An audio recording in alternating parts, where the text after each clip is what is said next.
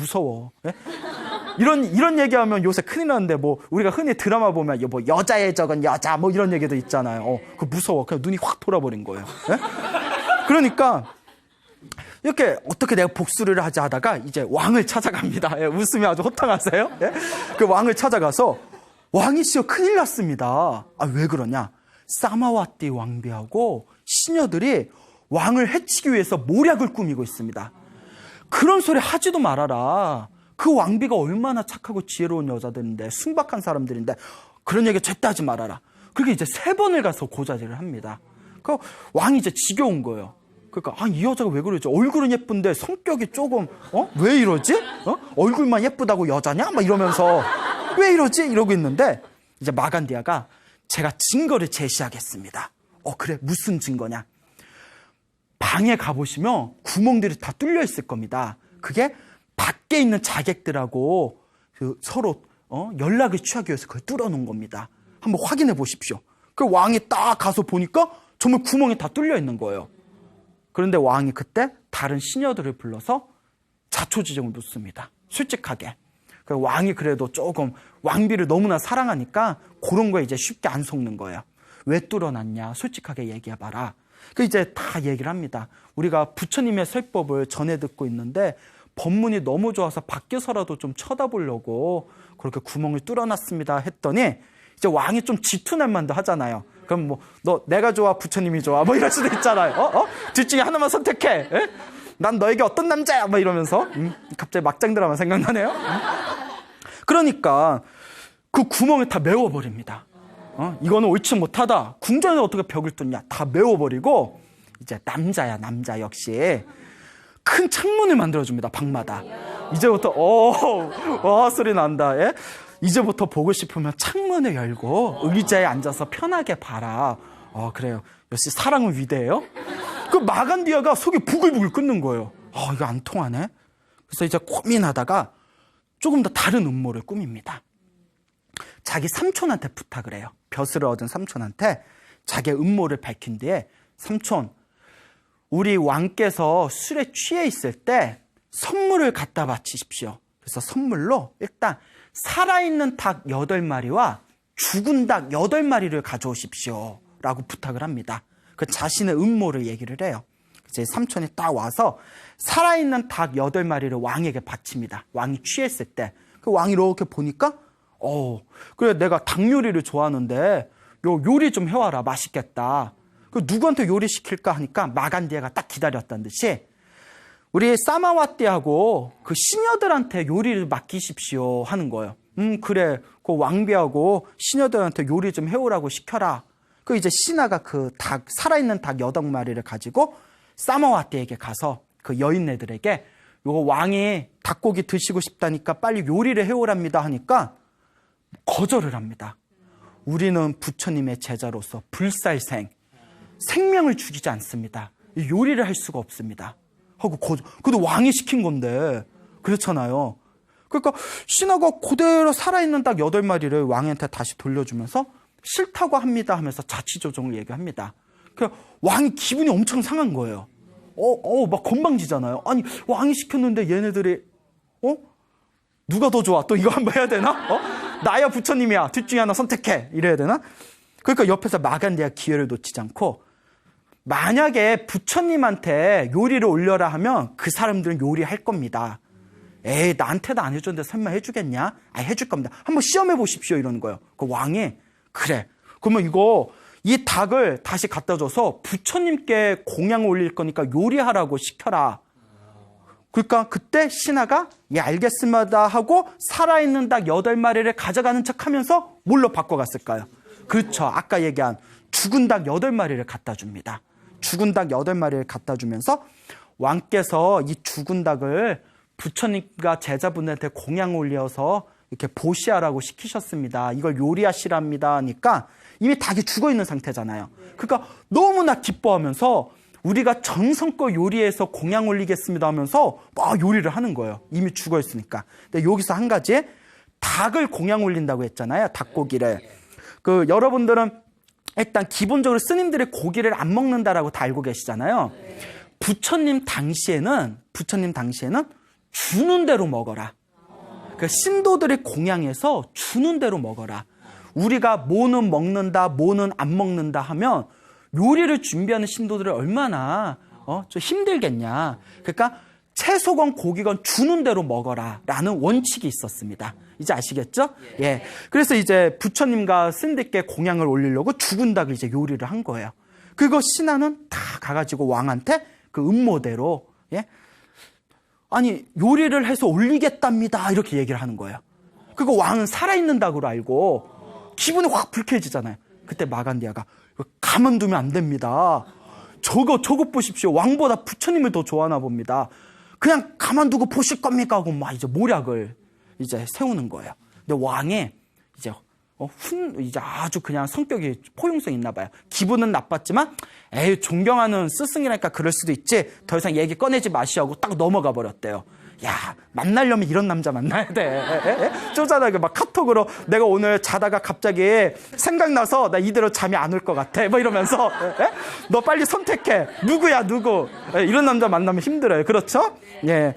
그 여자도 똑같아. 여자도 오빠 내가 중요해, 차가 중요해. 뭐 이런 거 있잖아요.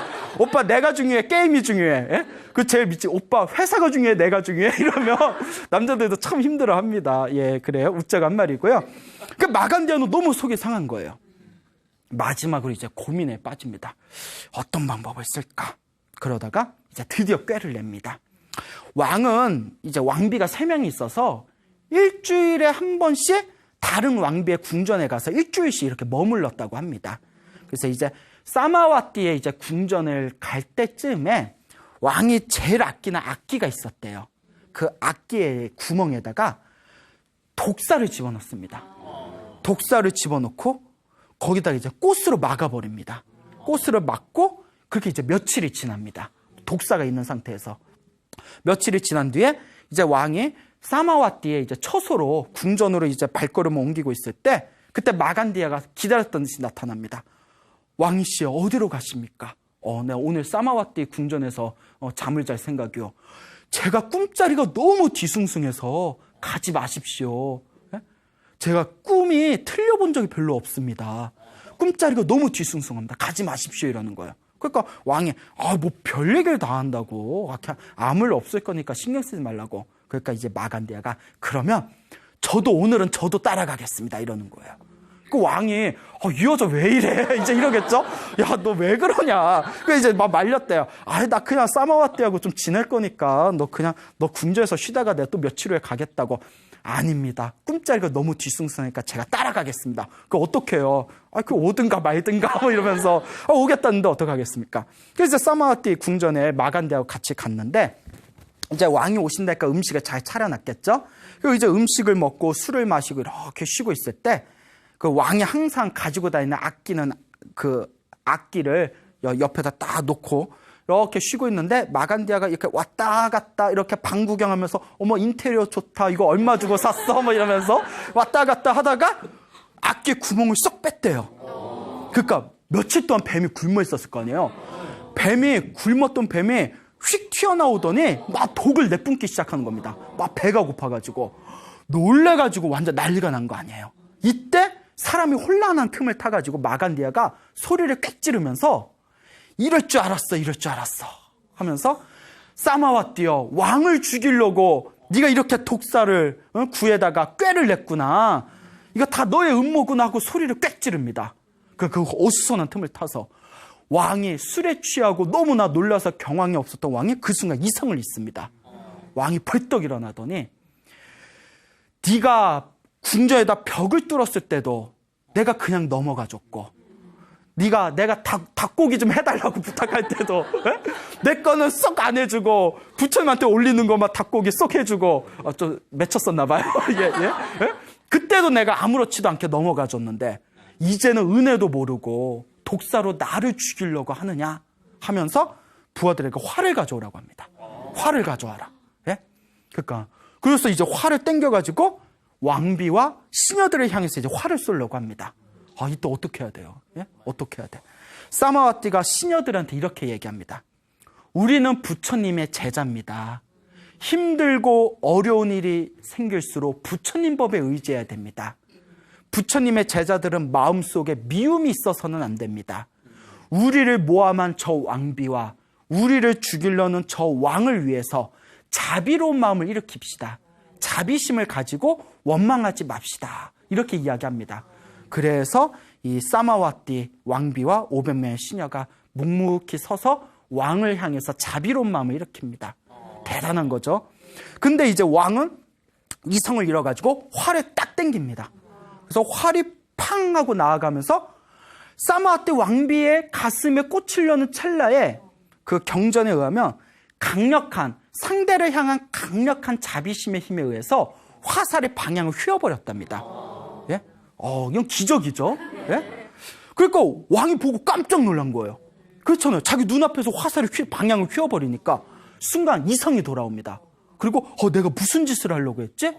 근데 막 엄청난 부끄러움과 미안함과 어떤 스스로 이성을 잃어버린 거에 대한 자괴감이 느껴지면서 혼란함이 밀려오면서 그 자리에서 다 무릎을 꿇고 왕비에게 용서를 구합니다. 오, 사마와티여, 나는 너무나 당황스럽고 혼란스럽습니다. 사마와티여, 나를 지켜주십시오.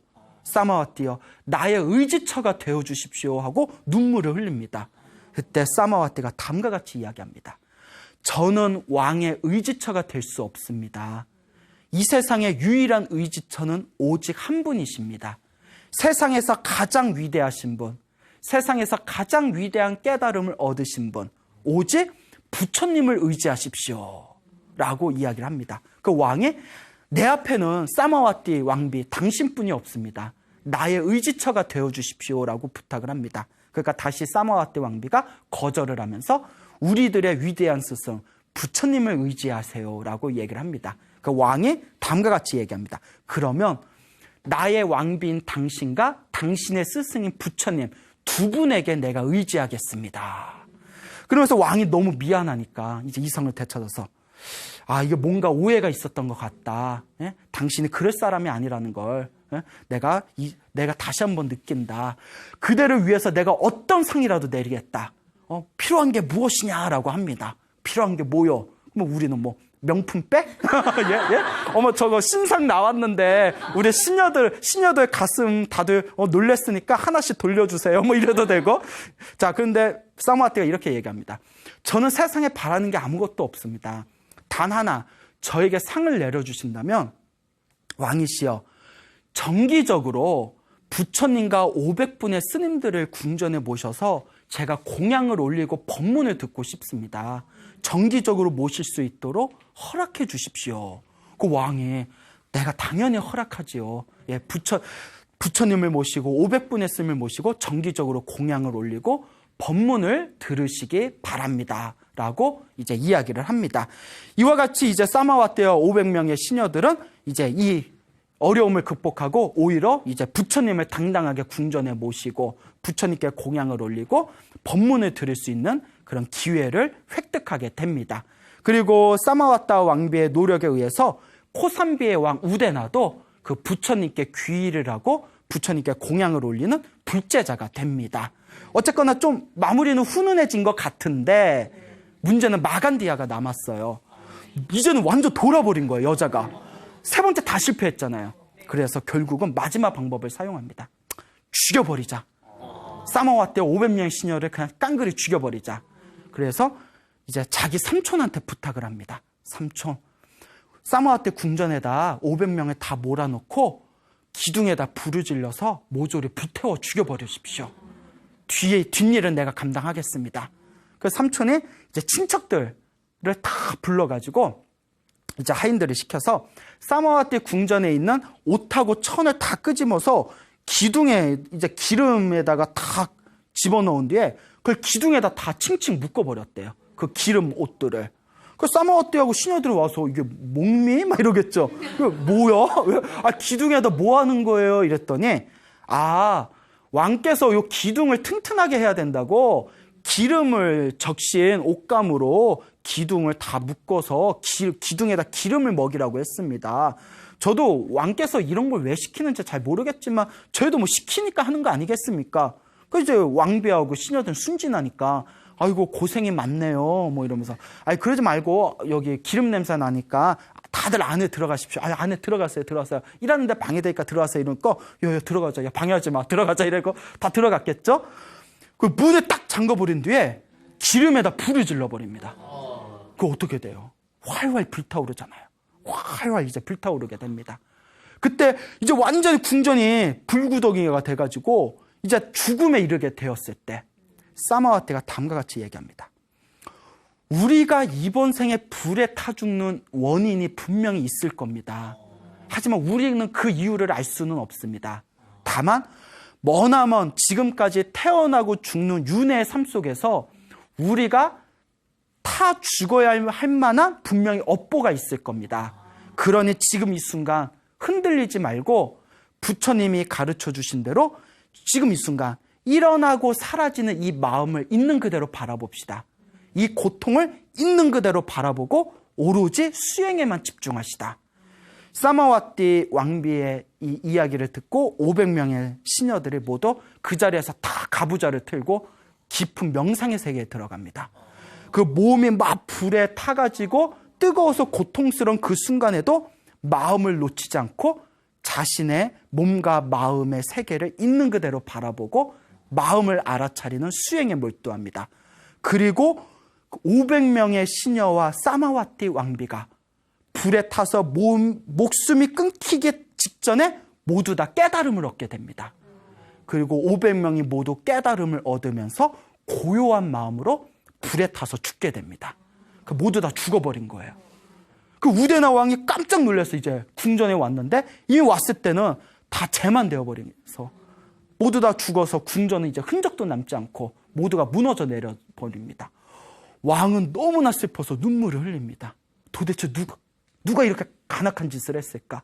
누가 이렇게 착하고 지혜로운 사마와티 왕비에게 이렇게 숭악한 짓을 했을까? 분명히 마간디아일 텐데 내가 물어보면 아니라고 할 것이다. 그러니 꾀를 내자라고 생각을 합니다. 그래서 신하들이 다 있었을 때 이렇게 얘기합니다. 신하들 앞에서 웃어요. 허허허 웃으면서 아이고 속 시원하다. 그동안 사마와티가 나의 목숨을 노린다는 정보가 있었는데 내가 항상 앞에서는 잘해주는 척하면서 뒤에서는 내가 항상 두려움에 떨고 있었다. 드디어 내가 오늘부터 발을 쭉 뻗고 잠잘 수 있겠구나라고 얘기를 합니다. 그 신하들이 도대체 누가 사마와티 왕비하고 500명을 죽였을까요? 그거 왕이 하는 말이 나야 모르지. 하지만 분명히 나를 세상에서 가장 사랑해주는 사람이 나를 위해서 이 일을 벌인 것일 것이다. 그 옆에서 마간디가 딱 듣더니 입이 쫙 찢어지는 거예요. 왕이 그럼 그렇지. 그때 왕에게 딱 가서 어이구 왕이시여 그 짓을 저지른 사람이 바로 접니다. 왕을 위해서 제가 그 일을 저지른 겁니다. 그 왕이 활짝 웃으면서 역시 세상에서 나를 사랑해주는 사람은 당신뿐이 없구려. 너무 고맙소. 나를 위해서 후환을 제거해 주었어. 그런데 혼자서는 안 했을 거고 내가 큰 상을 줄 테니까 내가 큰 상을 내릴 테니까 내일 큰 잔치와 상을 내릴 테니 거기에 가담했던 사람들을 다 데려오시오. 궁전으로. 그 마간디아는 신나서 친척들 삼촌한테 연락해서 내가 분명히 뒷일을 다 책임진다고 하지 않았습니까? 왕께서 내일 큰 상을 주신다더니 그때 친척들 다 데려오십시오. 그 다음날 삼촌하고 룰루랄라하고 친척들이 마간디아가 딱 궁전에 들어왔을 때 왕이 저들을 다 추포해라 라고 한 뒤에 아주 잔인한 방법으로 다들 처형시켰다고 합니다. 예, 굉장히 잔인하고 고통스러운 방법으로. 그만큼 왕의 분노가 컸던 거죠. 예. 자, 이 사건이 터지고 나서 스님들 사이에서 큰 논쟁이 벌어집니다. 마간디아는 굉장히 독실한 불자였다. 정말 훌륭한 불자였다. 그런데 어떻게 저렇게 불에 타줄 수 있단 말인가? 저렇게 불에 타준 것 자체가 너무나 불공평하다. 부처님께서 그 말을 딱 들으시고 앞에 나와서 제자들에게 다음과 같이 말씀하십니다. 아니다. 불공평한 것이 아니다. 이번 생만 보면 불공평한 것 같지만 저 왕비와 시녀들이 과거 전생에 저질렀던 짓을 살펴보면 하나도 불공평한 것이 아니다. 자기 업은 자기가 받듯이 이번 생에 불에 타 죽어야 하는 업보가 있었을 뿐이다. 이건 공평한 것이다 라고 했습니다. 제자들이 질문을 던집니다. 전생에 어떤 업이 있었기 때문에 불에 타 죽어야 됐습니까? 저희들에게 알려주십시오. 그러니까 부처님께서 다음과 같이 말씀하십니다. 머나먼 과거 전생에 8명의 거룩한 성자가 있었다고 합니다. 근데 8명의 거룩한 성자를 그 나라의 왕이 모셔서 항상 공양을 올리고 법문을 들었다고 합니다. 그러다 어느 날 8명의 거룩한 성자 중에서 7명이 산으로 돌아가고 한 분의 성자께서 그 강이 있는 곳에 풀더미에 앉아가지고 이렇게 깊은 명상의 상태에 들어가셨다고 합니다. 그럴 때 이제 500명의 시녀들이 있었는데 이 500명의 궁녀들이 이제 개울가 강에 가가지고 깨끗하게 이제 목욕을 하다가 물놀이를 밤새도록 했다고 합니다. 밤새도록 물놀이를 하는데 저녁이 되었을 때 너무나 몸이 추워가지고 야, 몸이 추우니까 우리 몸 좀 따뜻하게 불 좀 지피자 하는데 저기 풀더미가 보이는 겁니다. 그래서 풀더미가 보여서 500명이 모여서 풀더미에다 불을 지펴가지고 이렇게 몸을 따뜻하게 쬐는데 그 안에 누가 있었을까요? 예, 성자, 한 분의 거룩한 성자가 이렇게 앉아 있었던 겁니다.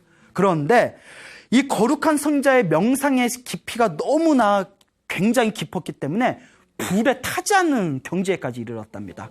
명상 수준에 있을 때. 이게 경전에 그런 명상의 세계가 나와요. 멸진정이라고. 그거 나중에 또 공부하면 나오는데 멸진정이라는 명상 세계에는 불에 몸에 타질 않습니다. 근데 이 사람들은 그런 세계를 모르니까 왕께서 존경하는 성자인데 우리가 불을 지펴가지고 저분이 타 죽게 생겼다. 이걸 알면 우리는 이제 왕한테 죽을 텐데 망했다 하다가 누가 이렇게 얘기합니다. 야, 이럴 바야 증거를 인멸하자. 기름을 부어가지고 완전히 재로 만들어서 흔적을 없애버리자. 그래서 500명의 궁녀들이 두려움에 떨다가 결국에는 해서는 안 됐지. 위에다가 기름을 끼얹어서 불을 더 크게 일으키고 모두 도망을 갑니다. 그런데 불은 꺼지고 성자는 불에 탔을까요? 안 탔을까요? 그렇죠. 성자는 고요한 상태로 명상 계속 있다가 일주일 후에 명상에 깨서 아무렇지도 않은 듯 떠나버렸다고 합니다. 근데 여기서 이제 문제가 뭐냐면 처음에 불을 태웠을 때는 죽이겠다는 의도가 있었어요? 없었어요? 없었기 때문에 그는 악업이 되지 않는답니다. 무슨 말인지 알죠? 그러니까 죽이려는 의도가 없을 때는 악업이 되지 않았는데 두 번째는 두려움에 떨면서 어떻게 했죠? 죽이려고 불을 다시 태웠죠. 그거는 뭐가 된다? 악업이 된 거예요. 차라리 그때 죄를 고백하고 끝냈으면 악업이 안 됐을 텐데 증거를 인멸하기 위해서 야, 아예 불을 더 태워서 완전히 죽여버리자. 그 마음에 강력한 악업이 이루어지면서 그 500명이 죽은 뒤에 지옥에 떨어지게 되고 지옥에서 나온 뒤에도 백생 동안 불에 타 죽는 업을 받게 되었다고 합니다. 그때의 업보가 남아서 왕비와 500명의 시녀들은 이번 생에 불에 타 죽는 업보를 받았지만 이들은 이번 생에 부처님의 가르침을 통해서 깨달음을 얻었기 때문에 이제는 더 이상 그런 업보를 받지 않을 것이다 라고 부처님께서 말씀하셨습니다. 이와 같이 내가 지은 업은 누가 받는다? 내가 받는다. 좋은 업은 좋은 업대로, 나쁜 업은 나쁜 업대로 내가 받는다. 이것이 바로 부처님의 인과응보법이 되겠습니다. 그러니까 여러분들도 항상 좋은 의도와 마음을 가지고 공덕을 짓는 삶을 사시기 바랍니다. 여러분, 행복해지고 싶습니까? 네. 행복한 삶을 창조하고 싶습니까? 네. 복을 지으십시오. 선업을 지으십시오. 공덕을 쌓으십시오. 복과 선업과 공덕의 힘이 여러분들을 진정한 행복의 길로 이끌어 줄 것입니다. 오늘 여기서 마치겠습니다. 소중한 나